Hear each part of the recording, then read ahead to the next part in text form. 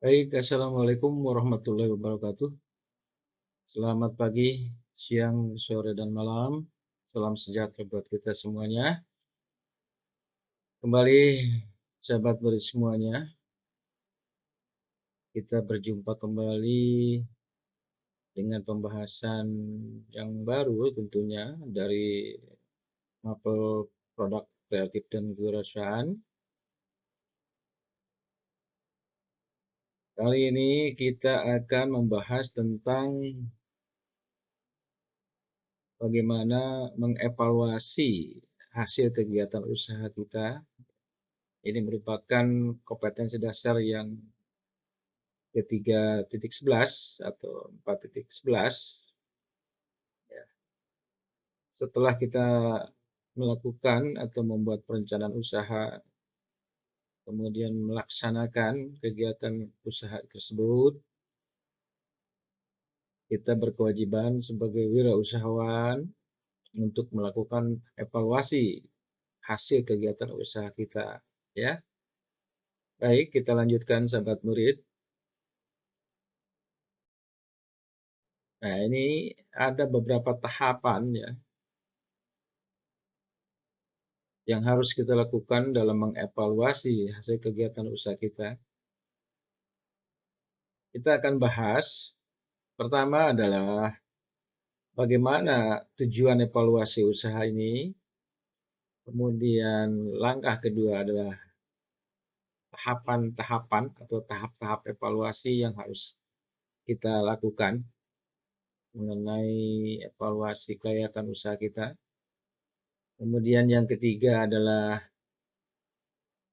monitoring dan evaluasi usaha, dan yang keempat adalah melakukan evaluasi usaha itu sendiri. Sahabat murid yang baik, ya, simak pembahasan kita selanjutnya, yaitu mengenai apa sih tujuan evaluasi usaha yang kita lakukan itu. Ya, coba kita lihat bersama ini. Nah, ini ada penjabaran mengenai tujuan mengevaluasi usaha. Pertama adalah tujuan evaluasi usaha adalah evaluasi usaha terhadap suatu aktivitas untuk melakukan analisis kinerja suatu usaha bisnis. Kemudian prinsip dasar utamanya adalah membandingkan rencana usaha yang telah dibuat sebelum kegiatan dimulai ya, dengan apa yang telah dicapai pada akhir masa produksi suatu usaha. Jadi evaluasi usaha itu berarti kita melakukan perbandingan antara rencana usaha yang kita buat ya, sebelum kita memulai kegiatan usaha tersebut dengan apa yang telah kita capai pada akhir masa produksi usaha kita yang telah kita lakukan. Selanjutnya,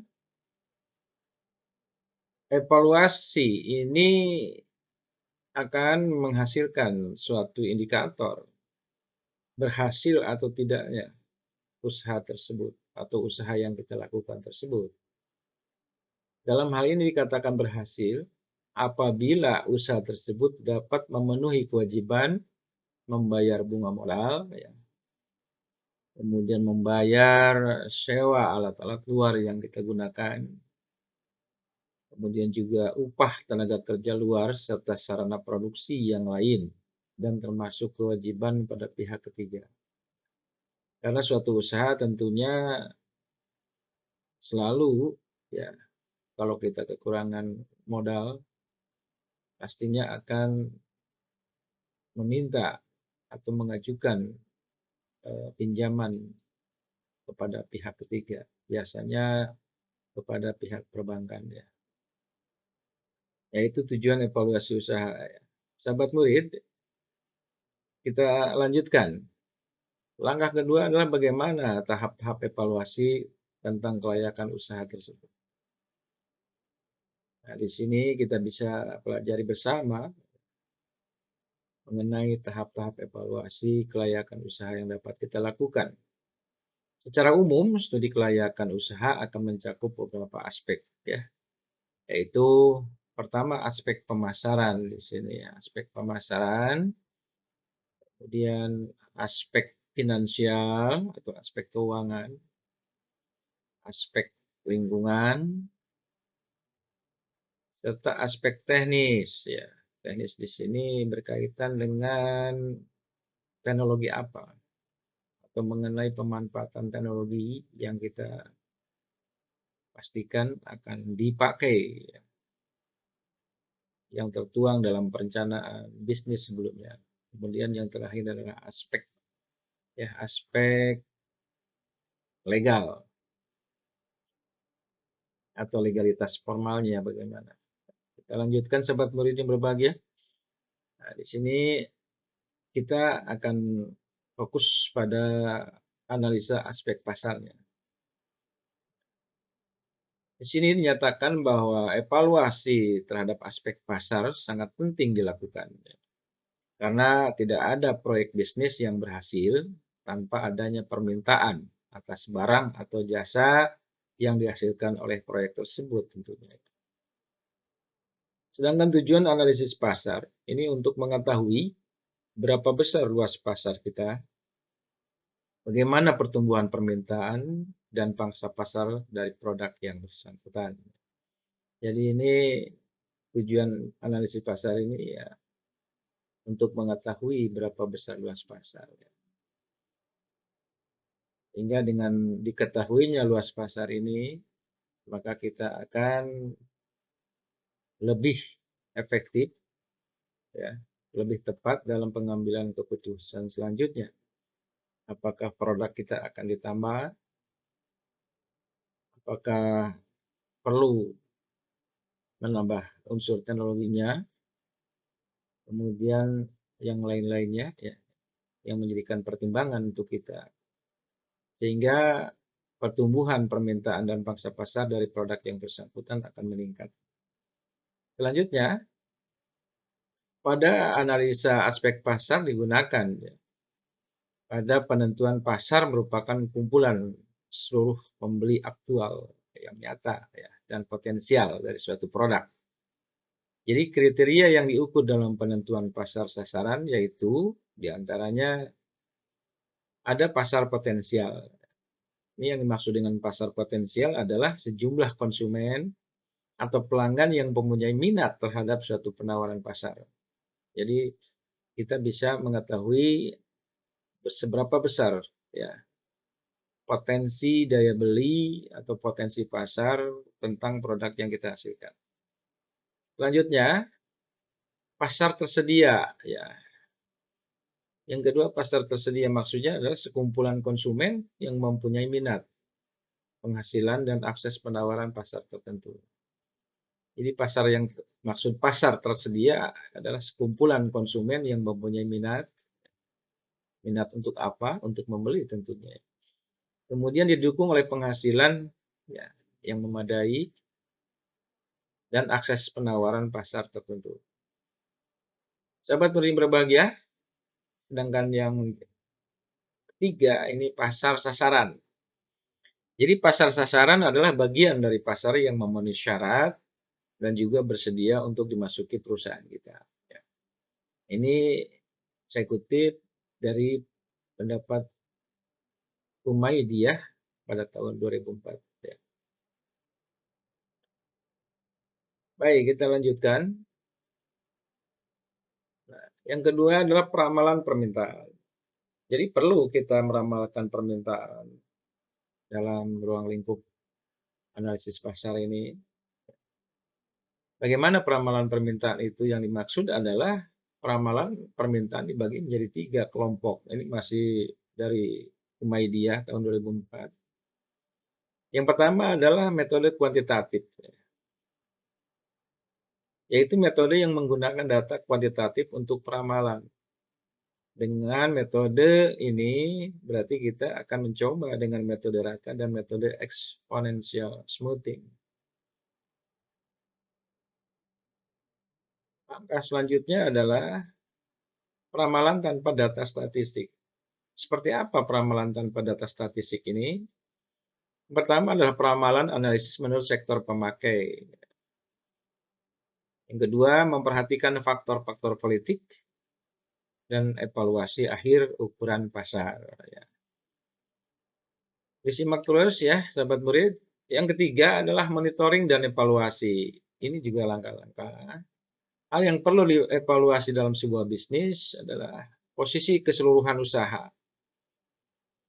Yang dimaksud dengan posisi keseluruhan usaha adalah posisi keseluruhan usaha yang digunakan untuk mengetahui seberapa jauh pencapaian hasil dari keseluruhan usaha tersebut.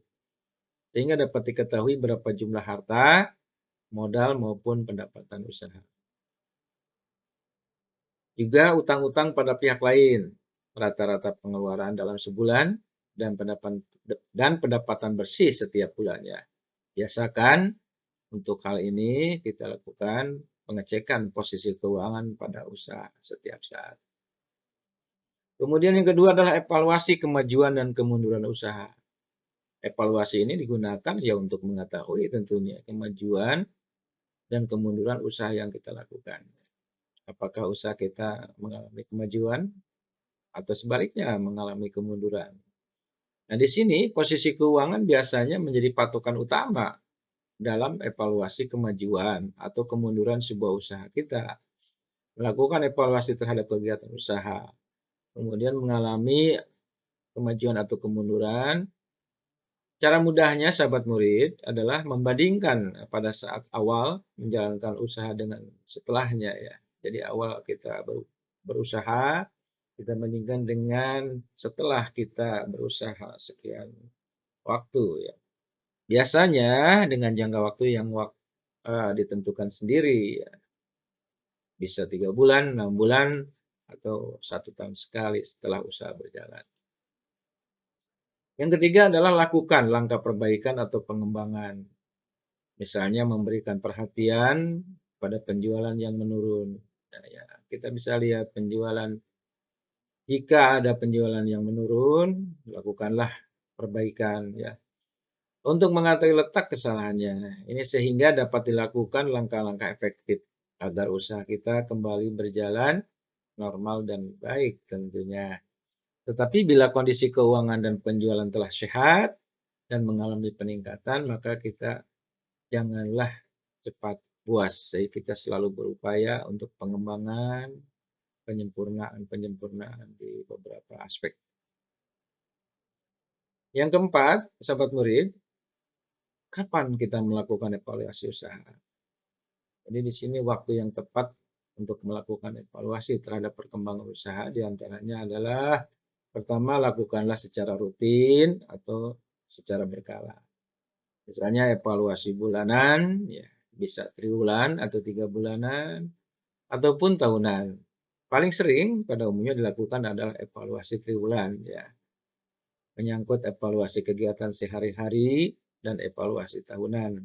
Untuk evaluasi secara lengkap yang mencakup laporan keuangan, kemudian bagaimana posisi persaingan usaha, sumber daya manusianya, dan lain sebagainya. Masih di waktu melakukan evaluasi usaha, yang kedua adalah secara insidensial. Jadi secara insidensial. Nah, evaluasi secara insidensial dilakukan setiap saat apabila ya umumnya terjadi masalah ya. Jika terjadi masalah yang dirasakan cukup signifikan pada usaha kita. Evaluasi seperti ini biasanya dilakukan apabila terjadi masalah atau kemunduran pada usaha kita ya. Selanjutnya sahabat murid, hal-hal yang dievaluasi pada suatu usaha adalah pertama mengenai kondisi keuangan usaha. Apakah kondisi keuangan kita sehat-sehat saja, normal, atau memang ada penurunan dan ketidakstabilan. Yang kedua adalah kondisi pasar. Naik turunnya kondisi pasar sangat berpengaruh pada roda usaha kita ya. Yang terakhir, pasar usaha sasaran.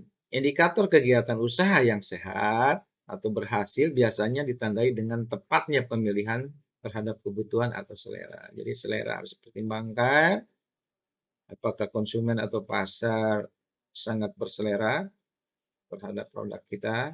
Kemudian juga biaya bagaimana, adakah efektivitas, efisiensi, atau kurang tepat guna. kemudian juga kenyamanan dan komunikasi dengan konsumen, serta pemilihan SDM yang tepat. Keempat, kemajuan usaha. Tinjau kembali usaha Anda secara berkala, paling sedikit 6 bulan ya. Kemudian yang kelima, tahapan pertumbuhan dan pengembangan usaha. Mengenai sasaran jangka pendeknya dalam pencapaian keuntungan pertumbuhan, pemenuhan target pangsa pasar. Yang keenam adalah kepemimpinan. Kondisi kita dalam menjalankan kepemimpinan suatu usaha ini sangat membutuhkan dan diperlukan ya. Karena segala sesuatunya, semua aspek itu tergantung kepada kepemimpinan kita. Demikian, sahabat murid, evaluasi hasil kegiatan usaha kali ini. Untuk bagian pertama, dicukupkan sampai di sini dulu. Ya, mudah-mudahan kita selalu berada dalam lindungan Allah, diberkahi, ya, diberikan ilmu-ilmu yang sangat bermanfaat bagi kita dan keluarga, juga bangsa dan negara. Demikian, kurang lebihnya mohon maaf. Billahi taufiq wal hidayah. Wassalamualaikum warahmatullahi wabarakatuh.